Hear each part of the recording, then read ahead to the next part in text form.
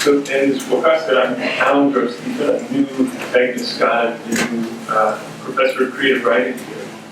Well, I write fiction, I read lots of poetry, and I've also translated some poetry. And so, I thought appropriate for the event today would be to go back to a poem I translated back in 2000 that is from a book titled No by a friend of mine who's become one of the more important poets, Chilean poets of our time, and his name is Hector Hernandez Montesinos.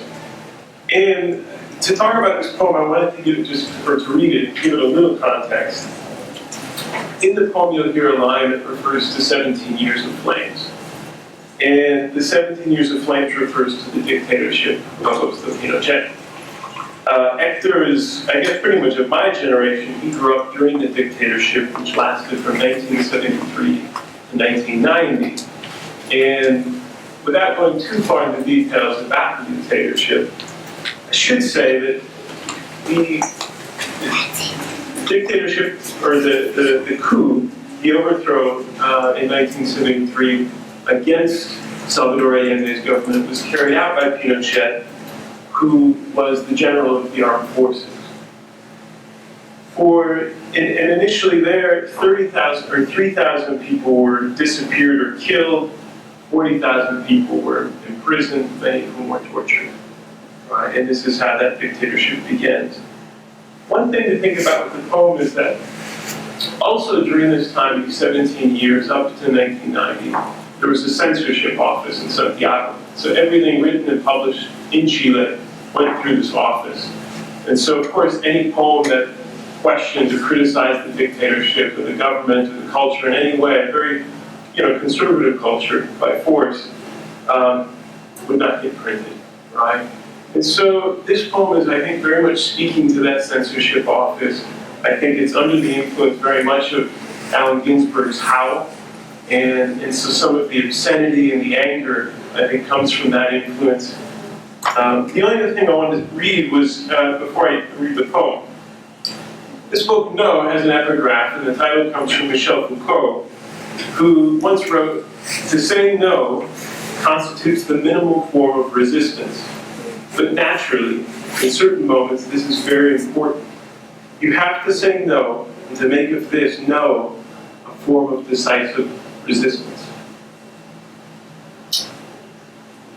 And I think the only thing I'll say, so as I said, I translated this back in 2000, and then I lost it, right? It's in an old computer, so I retranslated it this week, and I received help from my wife, Maria Corol. She did the hard parts, so I should mention her name too. Here's the poem. No to the respectable horrors of beauty. No to the distinguished dogs. Poetry. We have sung to our generation without succeeding to wake them up from fear. We have played a game in which we pretended to be a fusillade of words hitting shamelessly the heads of those dumbstruck ones who had never imagined a rave like this for poetry or what you live in it. We've undressed the dolls with fire and voice. We've abandoned for them our logic and humility. Because when the gods remain in silence, the deserts of Atacama of the world flower from within the eyes. We don't want to be blind anymore. We look to fight against the desperation of time and the demons of power. But only now have we resolved that poetry is a rumor of illusionists, and our fingers are darts. The truth is one of the few lies that does damage in this context. We don't write poetic arts, we read the conjunctures of life.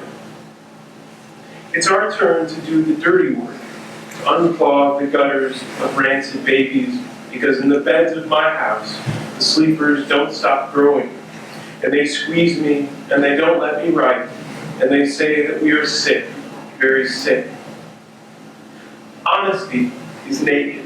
It bleeds through the nose and the ass. We were called to be more than the first continuators. Our shrouds are where seeds grow. No wants to touch us. My friends are no older than 22 years old, and they know the ambiguity of gazes. They know the hallucination of the spheres. They know the unearthing of the family tree. They know the survivors of 17 years in flames. They know fascism. They know the impotent dictator. They know alcohol after the dawn. Little children dancing around the moon, sheltered heart, sacred heart of the rebels, sacred and wounded heart of the homosexuals. Our life is broken. All the genres are a convention that we don't need. From one day to the next, a fistful of shining mestizos appeared from the inhospitable corners of the national shame. My friends paint the streets with blood, semen, and weeping. My friends make music with the remains of the pretty republic on its knees. My friends occupy cultural centers, and they are persecuted. My friends don't spit at heaven because they don't trust in it. My friends make videos of reality. My friends carry the names of saints, but it's just a funny coincidence. My friends make life into a performance in order to not go to shit. My friends are witnesses to sensual revolutions. My friends know the landscapes of Chile through acid.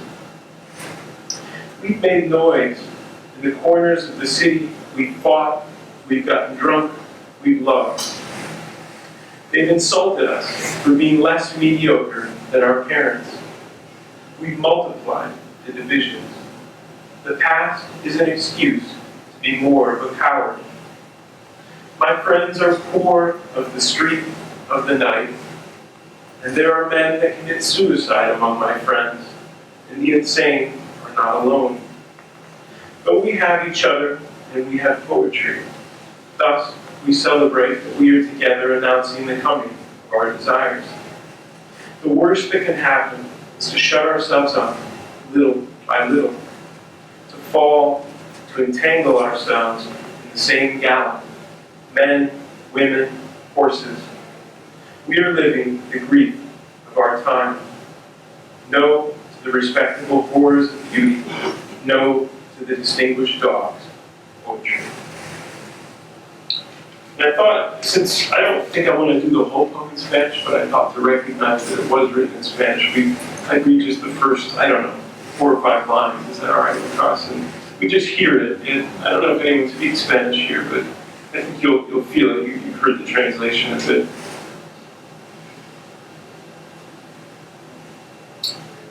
No a las respetables putas de la belleza, no a los distinguidos perros de la poesía. Nosotros hemos cantado a nuestra generación sin lograr despertarlos del miedo. Nosotros hemos jugado a ser palabra, derramando a tiros el desenfado sobre las cabezas de los boquiabiertos que nunca imaginaron un arrebato como este para la poesía y para lo que se vive de ella. Hemos desvestido a las muñecas con fuego y voz propia. Hemos desasistido por ellos nuestra lógica y nuestro pudor. Porque cuando los dioses se quedan en silencio, los desiertos de Atacamas del mundo florecen hacia adentro de los ojos. Thank you for listening.